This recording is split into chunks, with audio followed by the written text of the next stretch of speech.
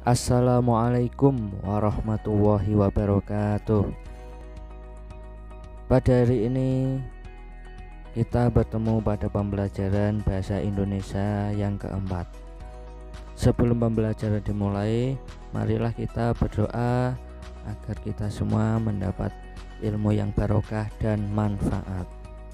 Pada pembelajaran hari ini kita akan membahas tentang lanjutan dari teks laporan hasil observasi. Pada pembelajaran ini kita akan membahas tentang memperbaiki isi teks laporan hasil observasi. Memperbaiki isi teks laporan hasil observasi sama dengan membenahi kesalahan dalam teks laporan hasil observasi. Nah, jadi di sini kita akan membenahi kesalahan dalam teks laporan hasil observasi. Yang dibenahi biasanya tentang struktur teks laporan hasil observasi dan isi dari teks laporan hasil observasi. Ya, kita akan membahas tentang struktur teks laporan hasil observasi.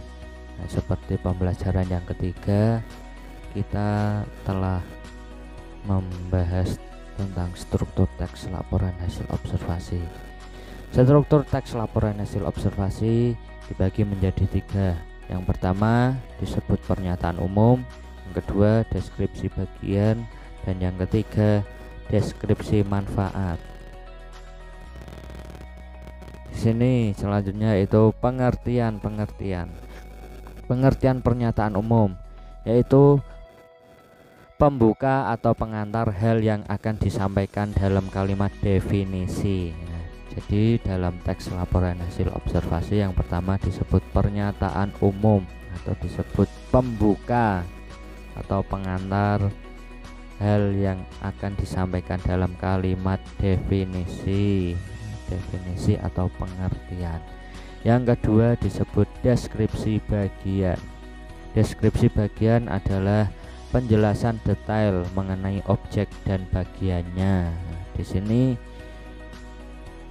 pembahasan dibahas secara detail. Dalam bagian ini disebut deskripsi bagian. Dan yang ketiga deskripsi manfaat. Nah, dalam deskripsi manfaat ini adalah manfaat objek yang diamati, manfaatnya pada diri sendiri, orang lain, dan lain sebagainya. Contoh laporan hasil observasi. Nah, marilah kita simak contoh laporan hasil observasi yang berjudul kelapa. Jadi struktur yang pertama yaitu pernyataan umum. Nah, ini contohnya. Pohon kelapa atau Cocos nudifera atau disebut juga pohon nyur merupakan tumbuhan palem yang berbatang tinggi. Tingginya bisa mencapai 3 meter. Buahnya tertutup sabut dan tempurung keras.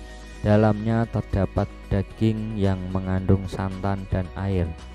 Kelapa adalah sebutan dari nama buah yang dihasilkan tumbuhan inin. Kelapa menjadi tumbuhan serbaguna karena dimanfaatkan semua bagiannya oleh manusia. Karena banyak manfaatnya, maka tunas kelapa dijadikan sebagai lambang pramuka di Indonesia. Tumbuhan ini diperkirakan berasal dari pesisir Samudra Hindia di sisi Asia. Namun sekarang sudah menyebar luas di seluruh pantai tropika dunia. Itulah pernyataan umum. Yang kedua adalah deskripsi bagian. Contohnya di sini, bagian-bagian dari tumbuhan ini adalah buah kelapa, batang, pelepah, dan akar. Buah kelapa terdiri dari kulit luar, sabut, tempurung, kulit daging, daging buah, air kelapa, dan lembaga. Pohon kelapa banyak terdapat di bagian tepi pantai. Nah, inilah contoh dari deskripsi bagian. Jadi menyebutkan bagian-bagian dari buah kelapa. Selanjutnya yaitu deskripsi manfaat. Contohnya, berdasarkan penelitian yang ada, kelapa diyakini bermanfaat untuk menyembuhkan penyakit seperti TBC, luka bernanah, wasir, disentri, dan kolera. Selain itu, kelapa bagus untuk mengobati keracunan karena buah ini dapat menetralkan racun di dalam tubuh kita dan dapat dijadikan sebagai makanan dan minuman. Itulah contoh dari deskripsi manfaat. Jadi bisa disimpulkan deskripsi manfaat itu berisi tentang manfaat dari laporan hasil observasi. Selanjutnya adalah pertanyaan-pertanyaan. Jadi setelah saya jelaskan mulai struktur teks laporan hasil observasi, kita akan menyusun sebuah teks laporan hasil observasi. Pertanyaan pertama, susunlah paragraf di bawah ini menjadi sebuah teks laporan hasil observasi dengan menambahkan nomor urut di depan paragraf. Jadi ini ada 4 paragraf. Kalian semua saya minta untuk mengurutkan, disusun menjadi sebuah laporan hasil observasi sesuai dengan struktur yang saya jelaskan tadi.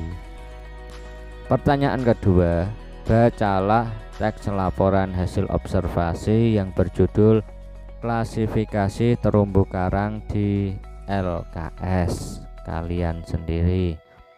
Jadi di LKS kalian sendiri bukalah teks laporan hasil observasi yang berjudul klasifikasi terumbu karang. Kemudian tunjukkan struktur teks laporan hasil observasi yang ada di dalam bacaan tersebut dalam sebuah paragraf. Jadi di situ kan ada beberapa paragraf. Tunjukkan contoh paragraf 1 termasuk bagian yang apa, paragraf 2 termasuk struktur yang apa atau bagian yang apa.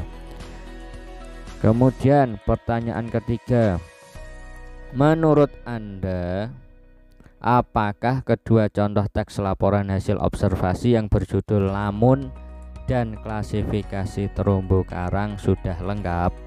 Jelaskan menurut pendapat Anda. Sudah lengkap strukturnya, isinya, ciri-cirinya, dan lain sebagainya. Apakah sudah lengkap? Jelaskan menurut pendapat Anda. Demikian pembelajaran pada hari ini. Semoga mendapat ilmu yang barokah dan manfaat. Sebelum kita akhiri pembelajaran pada hari ini, marilah kita membaca hamdalah bersama-sama. Terima kasih, selamat bertemu di pembelajaran bahasa Indonesia selanjutnya. Sekian dari saya. Wassalamualaikum warahmatullahi wabarakatuh.